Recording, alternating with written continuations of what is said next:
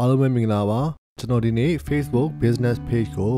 professional ကြကြဘယ်လိုလုပ်မလဲဆိုတာကိုကျွန်တော်ပြောပြရေးပါမယ်ကျွန်တော်အခုပြောမယ့်အကြောင်းအရာတွေကိုမိတ်ဆွေကတခြားနားလည်သဘောပေါက်တဲ့အခါကျရင်အောင်မြင်နေတဲ့ business page တွေဟာဘယ်လိုမျိုး setup ချထားတယ်ဘယ်လိုမျိုး setting တွေချိန်ထားတယ်ဆိုတာကိုနားလည်သွားမှာပါပြီးတော့ကိုက Facebook page ကိုတည်တည်ချာလေးလုပ်ထားမယ် professional ကြကြလေးလုပ်ထားမယ်ဆိုရင် customer ကကို page ကိုမြင်လိုက်တာနဲ့သဘောကျသွားမှာပါယုံကြည်သွားမှာပါ sales and marketing အတွက်ကိုလည်းအရင်အထောက်ပံ့ဖြစ်ပါတယ်ဆိုတော့ကျွန်တော်တို့ Facebook business page ကိုဘယ်လို setup လုပ်မယ်ဆိုတာကိုမစတင်ခင်မှာကျွန်တော်တို့ဒီလိုမျိုးအကျိုးရှိတဲ့ video လေးတွေကိုအမြဲတမ်းတင်ပေးနိုင်အောင်လို့ကျွန်တော်တို့ရဲ့ Facebook page နဲ့ YouTube channel ကို like follow subscribe လေးလုပ်ထားပေးပါနော်Facebook business page စလုပ်တော့မယ်ဆိုရင် step by step လုပ်တာအကောင်းဆုံးပါပဲဘာလို့လဲဆိုတော့ကျွန်တော်တို့က step by step မလုပ်ဘူးဆိုရင်ဘာတွေဖြစ်သွားနိုင်လဲဆိုတော့ page ကမပြီးသေးဘူးကြော်ညာပြီးသွားပြီဆိုတော့ကျွန်တော်တို့က customer နဲ့ယုံကြည်မှုတည်ဆောက်တဲ့အခါမှာအခက်အခဲတွေရှိသွားနိုင်ပါတယ်ဆိုတော့ကျွန်တော်တို့ step by step လေးပဲလုပ်ကြရအောင်เนาะ Step number 1 setting up your page ပထမဆုံးကျွန်တော်တို့လုပ်ရမှာကျွန်တော်တို့အလုပ်နဲ့ကိုက်ညီတဲ့ Facebook business page ဖြစ်အောင် categories တွေခွဲပြီးတော့ setting ချဖို့လိုပါတယ်ဒီနေရာမှာကျွန်တော်တို့က page လုပ်တော့မယ်ဆိုရင် Facebook account မရှိလို့မရပါဘူးဒါကြောင့်မို့ကျွန်တော်တို့ Facebook account ကိုအရင်လုပ်ပါမယ်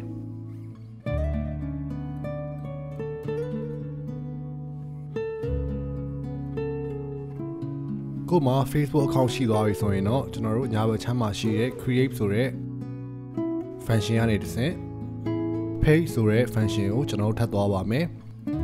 ဒီနေရာမှာရောက်ပြီဆိုရင်တော့ Facebook ကမိတ်ဆွေလုပ်ချင်တဲ့ page ရဲ့အမျိုးအစားကိုမေးပါပြီမိတ်ဆွေက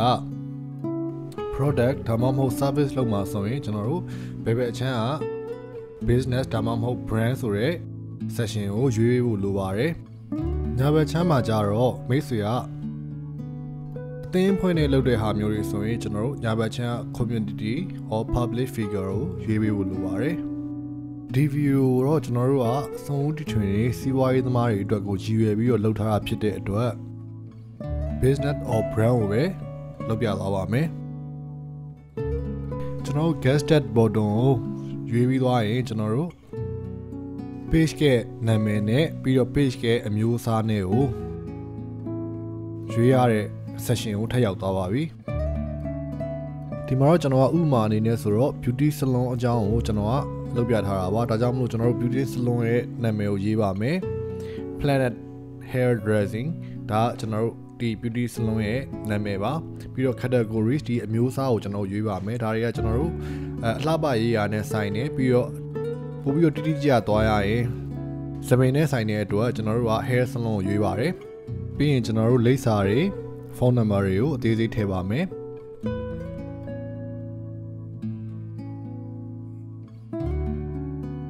ပြီးရင်တော့ကျွန်တော် continue button နှိပ်ပြီးတော့ဆက်သွားပါမယ်အခုဆိုရင် Facebook ကမိတ်ဆွေကိုမေးပါပြီ cover photo တွေ profile photo တွေထည့်ဖို့မေးပါပြီဒီလိုဆိုကျွန်တော်မထည့်သေးပါဘူးကျွန်တော်တို့ skip ကိုရွေးပြီးတော့ဆက်သွားပါမယ်အခုဆိုရင်ကျွန်တော်တို့ Facebook business page တစ်ခုကိုရသွားပါပြီဒါပေမဲ့ကျွန်တော်တို့မှာ logo တွေ cover photo တွေ post တွေလည်းမရှိဘူးအဲ့ဒီအတွက်ကိုကျွန်တော်တို့ကကျွန်တော်ရဲ့ page ကို customer ကိုချပြလို့မရသေးပါဘူးအဲ့ဒီအတွက်ကျွန်တော်တို့ကဒီ page ကို unpublic လုပ်ပြီးတော့ကျွန်တော်တို့ပဲမြင်နိုင်အောင်လုပ်ထားဖို့လိုပါတယ်ဆိုတော့ setting ကိုသွားပါမယ်ပြီးရင်ကျွန်တော်တို့ January ကpage visibility တွေကကျွန်တော်တို့ page unpublic ကိုရွေးပြီးတော့ save လုပ်ပါမယ်ဒီခါမှာ Facebook ကမိတ်ဆွေကိုရွေးခိုင်းပါတယ်ဘာလို့ page ကို unpublic လုပ်တာလဲဆိုတာကိုရွေးခိုင်းတဲ့အခါမှာကျွန်တော်တို့က page ကမပြီးသေးတဲ့အတွက် unpublic လုပ်တာပါဆိုပြီးတော့ရွေးပေးလိုက်ပါတယ်ကျွန်တော် next ကိုနှိပ်ပြီးတော့ဆက်သွားပါမယ်ပြီးရင်ကျွန်တော်တို့ unpublish ကိုထပ်ပြီးတော့ရွေးပါမယ်ဒါဆိုတော့ကျွန်တော်တို့ page ကဘူးမှမမြင်ရတော့ပါဘူးကျွန်တော်တို့ owner တွေပဲပိုင်ရှင်တွေပဲမြင်ရတော့မှာပါဆိုတော့ကျွန်တော်တို့ page ကိုကျွန်တော်တို့ကစိတ်တိုင်းကြပြင်ဖို့အတွက်ကိုဘယ်ဘက်ချမ်းမှာရှိတဲ့ page ဆိုတဲ့ function ကနေတဆင့်သွားပါမယ် Step number 2 branding your page ကျွန်တော်တို့ page ကိုကျွန်တော်တို့ brand နဲ့ဆိုင်တဲ့ပတ်သက်တဲ့ဟာတွေအတွက်ပြင်ပါမယ်ပထမဆုံးကျွန်တော်တို့ logo စလုပ်ပါမယ် logo ကအရေးကြီးပါတယ်ဘာလို့လဲဆိုတော့ logo ကကျွန်တော်တို့ဒီ Facebook မှာမိတ်ဆွေနဲ့ပတ်သက်ပြီးတော့ပထမဆုံးမြင်ရမယ်ဒီ brand နဲ့ပတ်သက်ပြီးတော့ပထမဆုံးမြင်ရမယ်အရာဖြစ်ပါတယ် comment တွေပဲပေးပေး post တွေပဲတင်တင်sharing တွေပဲလုပ်ဒီ logo ကိုပဲပထမဆုံးမြင်ရမှာပါဆိုတော့ကျွန်တော်တို့က logo ကိုတခြားလေးလုပ်ဖို့လိုပါတယ်ဒီဗီဒီယိုမှာတော့မိတ်ဆွေငွေကြေးအကုန်ကြခံရမလို့ပဲနဲ့အကောင်းဆုံးဖြစ်အောင်လို့ကျွန်တော်က Canva ဆိုတဲ့ website ကနေတစ်ဆင့် logo လုပ်နည်းလေးကိုပြောပြထားပါတယ်ကဲလို့မိတ်ဆွေက custom logo လိုချင်တယ်ဘယ်သူနဲ့မှမတူတဲ့ logo လိုချင်တယ်ဆိုရင်တော့ကျွမ်းကျင်တဲ့လူတွေကို logo လုပ်ခိုင်းဖို့လိုပါလိမ့်မယ်ကျွန်တော်တို့ website မှာ Antratina မှာလည်း logo အပ်လို့ရပါတယ်ပြီးတော့ Facebook နဲ့ပတ်သက်တဲ့တခြား service တွေရှိပါသေးတယ် digital marketing လိုဟာမျိုးတွေ Facebook boost တဲ့ service လိုဟာမျိုးတွေဒါတွေရှိပါတယ်ဟုတ်ပါပြီဒါဆိုရင်ကျွန်တော်တို့ logo တွေ cover photo တွေလုပ်ဖို့အတွက်ကို Canva website ကိုသွားပါမယ်ဒီမှာကျွန်တော်လုပ်ပုံလုပ်နည်းကိုကျွန်တော်ပြထားပေးပါတယ်အဲ့ဒါလေးကိုကြည့်ပြီးတော့မိတ်ဆွေကိုယ်တိုင်လွယ်ကူနဲ့လုပ်လို့ရပါတယ်ဒီနေရာမှာတစ်ခုသတိထားမှာမိတ်ဆွေက cover photo ထည့်တဲ့အခါကျရင် description နဲ့ information တွေထည့်ဖို့အတွက်ကိုမမေ့ပါနဲ့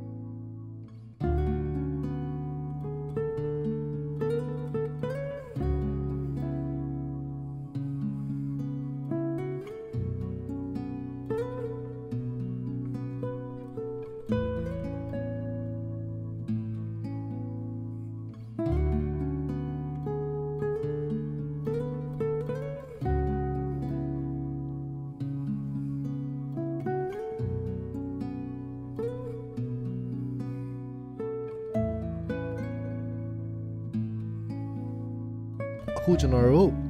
cover photo နဲ့ logo ရသွားပါပြီဆိုတော့ကျွန်တော်နောက်တစ်ဆင့်ကိုဆက်သွားလိုက်ရအောင်เนาะ step 3ကျွန်တော်တို့ step 3မှာဆိုရင်ကျွန်တော်တို့ page မှာ call to action button ကိုထည့်ဖို့လိုပါမယ်ကျွန်တော်တို့ဒီ button ကိုထည့်တဲ့အခါကျရင်သိရမယ့်အချက်က customer တွေကလွယ်ကူရိုးရှင်းလုပ်လို့ရတဲ့ဟာကိုပို့ပြီးတော့သဘောကျပါတယ်ဥပမာဖုန်းနံပါတ်ကိုနှိပ်ပြီးတော့ဖုန်းခေါ်ရတဲ့စားရင် cloud ချက်နှိပ်လိုက်တာနဲ့ဖုန်းထားရဲဝင်သွားမယ့်ဟာမျိုးကိုပို့သဘောကျပါတယ်နောက်တစ်ခုသိရမှာကိုလုပ်ငန်းနဲ့သက်ဆိုင်တဲ့ button ကိုပဲကိုတခြားရွေးချယ်ပြီးတော့ထည့်ရပါမယ်ဒီမှာတော့ကျွန်တော်ရွေးချယ်စရာတွေအများကြီးတွေကမှဖုန်းနဲ့ပတ်သက်တဲ့ button ကိုကျွန်တော်ဖုန်းခေါ်လို့ရတဲ့ button ကိုကျွန်တော်ထည့်ရပြထားပါတယ်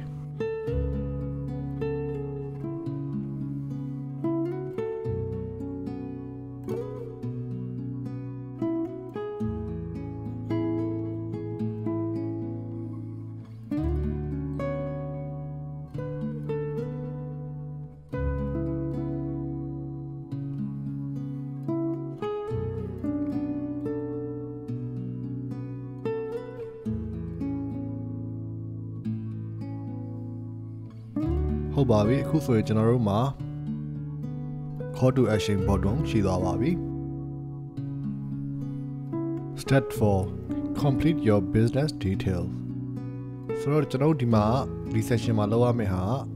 ကျွန်တော်တို့ business နဲ့ပတ်သက်တဲ့အသေးစိတ်အချက်အလက်တွေကိုထည့်ရမှာဖြစ်ပါတယ်ဒီလိုထည့်ရင်ဘာတဲ့အကျိုးရှိမလဲဆိုတော့ကျွန်တော်တို့ digital marketing မှာ SEO search engine optimization ဆိုတာရှိပါတယ်ကျွန်တော်တို့ Google မှာရှာသမျှကအခုလိုမျိုးလာပေါ်နေရဆိုတာက SEO ကြောင့်ပါဆိုတော့ကျွန်တော်တို့ရဲ့ page ကို customer Google ကနေရှာတဲ့အခါကျရင်တွေ့အောင်လို့ကျွန်တော် SEO လုပ်ဖို့လိုပါတယ်ကောင်းတာတစ်ခုကကျွန်တော်တို့ Facebook မှာ SEO လုပ်တယ်ဆိုရင်အရင်လွယ်ပါတယ်ကျွန်တော်တို့ business နဲ့ပတ်သက်တဲ့ detail တွေထည့်လိုက်အောင်ပါပဲပြီးတော့ customer တွေကလည်းကျွန်တော်တို့ဘာလုပ်နေရဆိုတော့အလွယ်တကူသိနိုင်တဲ့အတွက် customer တွေနဲ့relationship တိဆောက်တဲ့နေရာမှာ connection တိဆောက်တဲ့နေရာမှာအရင်ကိုအထောက်ပံ့ဖြစ်ပါတယ်တခုသတိထားမှာကျွန်တော်တို့ဒီ information တွေကို detail ထည့်တဲ့အခါကျရင် customer တွေသုံးလေသုံးတာရှိတဲ့စကားလုံးမျိုးတွေနဲ့ပဲထည့်ပြပါဘာလို့လဲဆိုတော့ search engine မှာရှာတဲ့အခါကျရင် customer တွေကသူတို့ရှာနေကြပုံစံနဲ့ကိုကမတူဘူးဆိုရင်ကိုကလာပေါ်မှာမဟုတ်ပါဘူးဒါကြောင့်မလို့ဒါလေးတစ်ခုတော့သတိထားဖို့လိုပါတယ်ကျွန်တော် digital marketing မှာဆိုရင် keyword လို့ခေါ်ပါတယ် business information နဲ့ပတ်သက်ပြီးတော့ detail ထည့်ဖို့အတွက်ကိုကျွန်တော်တို့ဒီမှာ about section ကနေတစ်ဆင့်ထည့်ရပါမယ်ကျွန်တော်တခြားပြထားပေးပါတယ်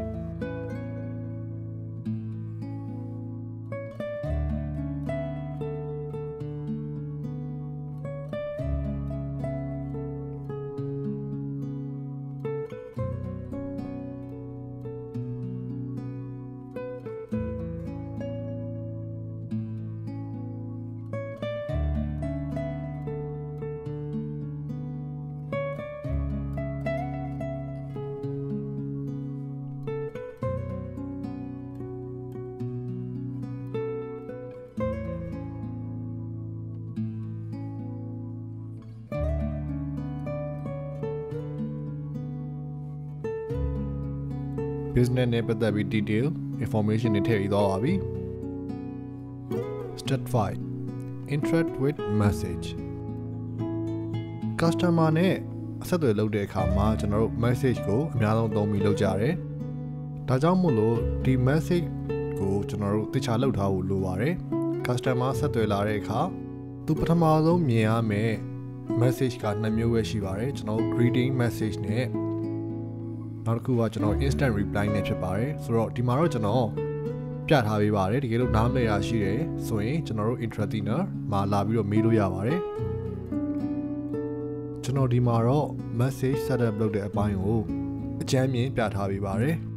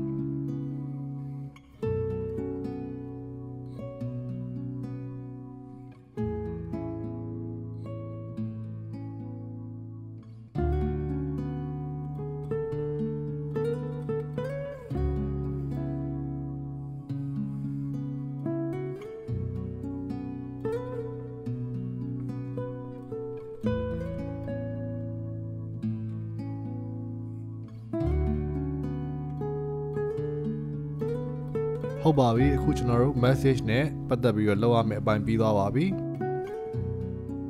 Step number 6 configure your page menu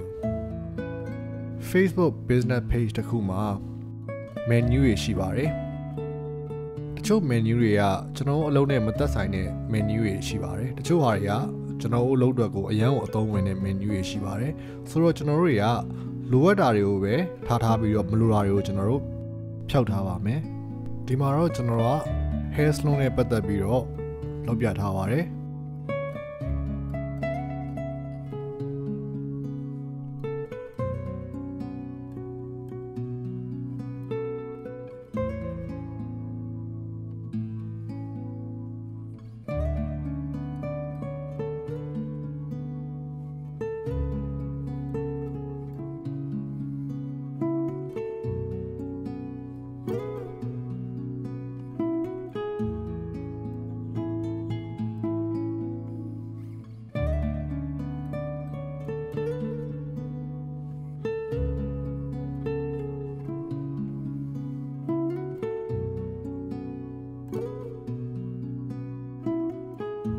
Step 7 Time to publish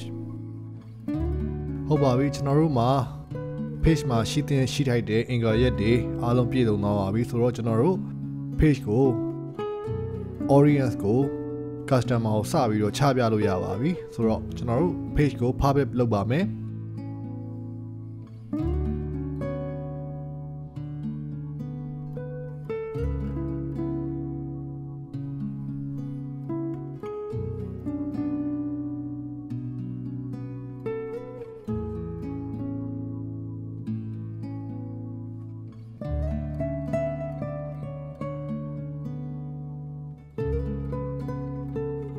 Step 8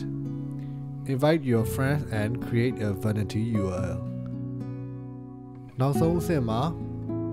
ကျွန်တော်တို့ Facebook ကအားလုံးပြည့်စုံသွားပြီဖြစ်တဲ့အတွက်ကျွန်တော်တို့ရဲ့ Facebook မှာရှိတဲ့တကယ်ချင်းတွေကို invite လုပ်လို့ရပါပြီပြီးတော့နောက်တစ်ခုကျန်တာကကြတော့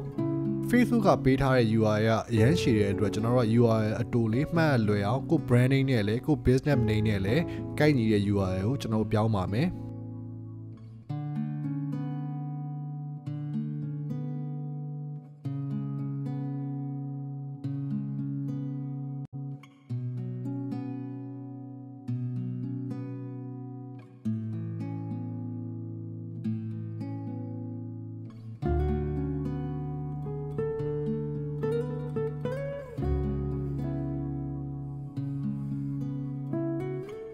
ဟုတ်ပါပြီအခုဆိုရင်ကျွန်တော်တို့မှာကောင်းမွန်တဲ့ professional ဆန်တဲ့ Facebook page တစ်ခုကိုရရှိသွားပါပြီဆိုတော့ကျွန်တော်တို့ရောင်းချင်တာတွေကျွန်တော်တို့ကြော်ညာချင်တာတွေစပြီးတော့ဒီ page ကနေတစ်ဆင့်လုပ်လို့ရပါပြီ